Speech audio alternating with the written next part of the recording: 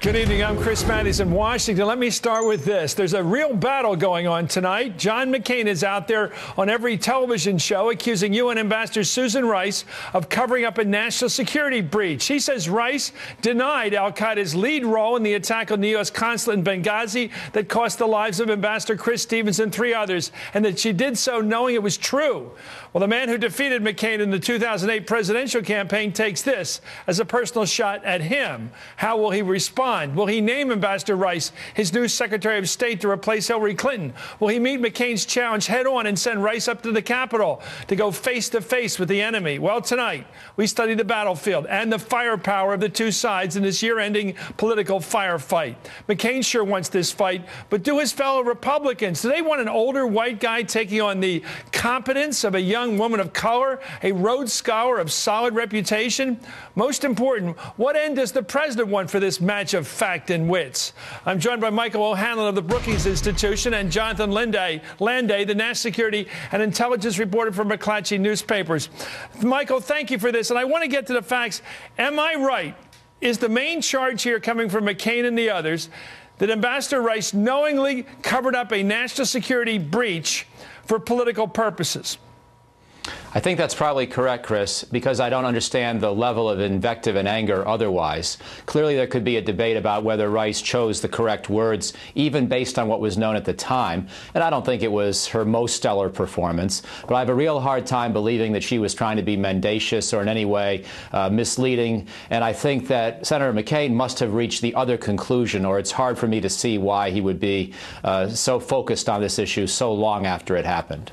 So, Jonathan, thanks for joining us. This is an argument about fact, and I don't know how to address it except the argument being made by McCain, by Lindsey Graham, and by Senator Ayotte of New Hampshire is that this ambassador to the UN went on all the national shows, including Meet the Press in mid-September, and basically tried to delay the news because it would get out eventually, that it was al-Qaeda that launched this attack.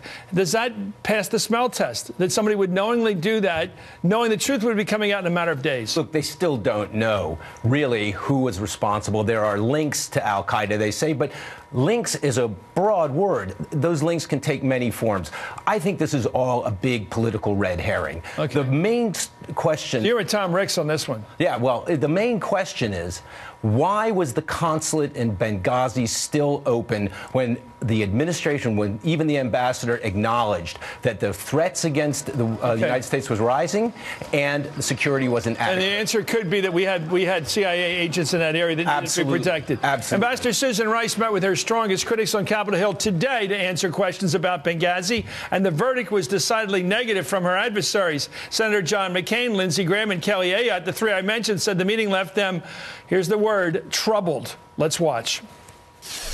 We are significantly troubled by many of the answers that we got and some that we didn't get concerning evidence that was overwhelming leading up to the attack on our consulate. I'm more disturbed now than I was before. If you don't know what happened, just say you don't know what happened. People can push you to give explanations, and you can say, I don't want to give bad information. I'm more troubled today because it's certainly clear from the beginning that we knew that those with ties to al-Qaeda were involved in the attack on the embassy. Well, let me go back to Michael here. What I'm hearing today is that Ambassador Rice, when she went on Meet the Press, those other shows in mid-September, was basically handed a set of talking points, which came directly from the Director of National Intelligence, Mr. Clapper, and she followed them. What did she do wrong by the lights of anybody, objective Democrat or Republican or just hater? What could you say she did wrong if she took the talking points from her top intelligence official? Hi, Chris. Well, again, on that, I don't know that there was anything that was particularly wrong that Susan Rice did.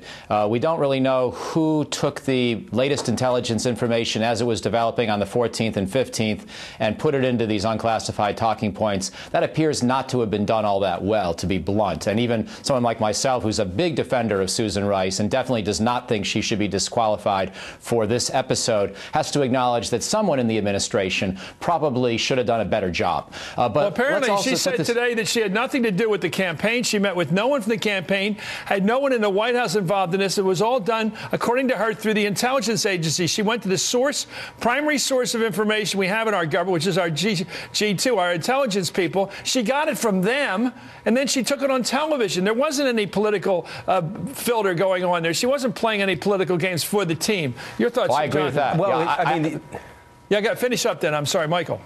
Well, just to take that point, Chris, more broadly, there was every reason to think that this might have been a spontaneous demonstration, and Susan's instincts may have been in that direction. If you think back what happened the same day in Egypt, it apparently still was spontaneous, and that's still what our best intelligence says. If you think to the demonstrations in Afghanistan over the years when Korans were burned or when the Prophet was insulted, that was often spontaneous. The same thing when the Danes published that cartoon of the Prophet Muhammad with the explosives wrapped as a turban around his head, and there were demonstrations throughout the Muslim world. It was not an unreasonable initial assumption. I do believe that someone in the administration, not in the campaign, but in the administration, probably could have done a better job between Wednesday and Sunday of getting better talking points. But I don't think it was Ambassador Rice's fault. I definitely don't think she lied.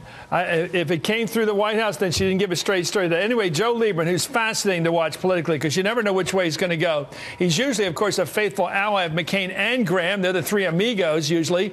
But this afternoon, after meeting with Rice himself, Joe Lieberman came to a far different conclusion. Take a listen. I specifically asked her whether at any point prior to going on those Sunday morning television shows she was briefed or urged to say certain things by anybody in the White House related to the campaign or political operations. She said no, she was not given messaging points at all by the White House to me based on her public record and her public service. Barring some evidence to the contrary, I think she's answered the questions that I have about why she said the things she did on those Sunday morning talk shows. Well, there you have Joe Lieberman, and I think he's an honest broker in this case, saying everything that he asked her, the right questions. Did you get any PR advice from the White House, any way to spin this thing? So it looks like it was just a spontaneous demonstration we couldn't have prevented. But if he said, and if he asked her, did you talk to the White House about this? Did you get any push from them to spin this thing? She must have included, he must have included in his question, the National Security Council. Tom Donilon's office. There's no way she could have answered honestly and said, well, I did talk to the National Security Council, because the National Security Council is part of the White House, right? But yeah, that's true. But these talking points were actually not prepared for her. They were prepared for Republican members, Democratic members of the House Intelligence Committee who were going to be going on the Sunday talk shows as well. There were no other talking points. So the intelligence community ran them through the filters according to what they've said. They took out classified information, and they took talking points originally for the House and given to her. Let me ask you, this might not be the right question for you, Mike, but I'm thinking about it. Do the Republicans, does John McCain, it looks to me like just watching him over the years, he's a pugnacious fellow, to put it lightly. John McCain likes to fight. That's what he does. I mean, the kids in the backseat fight, people fight in the Middle East, John McCain fights. It's just his normal mode of living. Is he wanting to bring this thing for weeks? Does it look like he is in a mood now to keep this going through Christmas?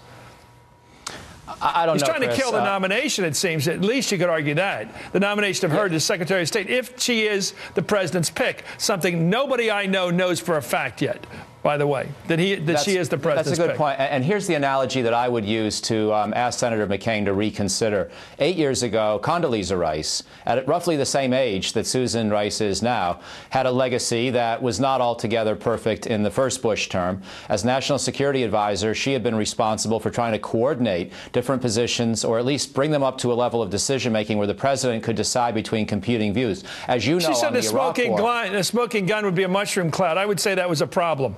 Well, she'd let us to believe if we didn't go to Iraq, we'd have a nuclear weapon being attacked against us and used against us. I would say that was a problem.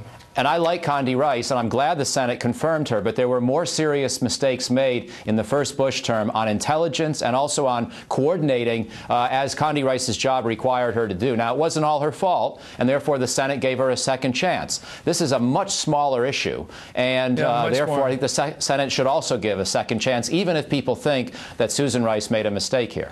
And isn't it interesting they're accusing her of flacking for the administration, which is what Connie Rice did big time when she made the case for war, which was totally overblown, and we all know it now. Absolutely. One of the things, the ironies, this is full of ironies. One of the ironies is the security problems that occurred in Benghazi was because of the overthrow of the dictator Gaddafi. Who was one of the main American promoters of that? It was John McCain.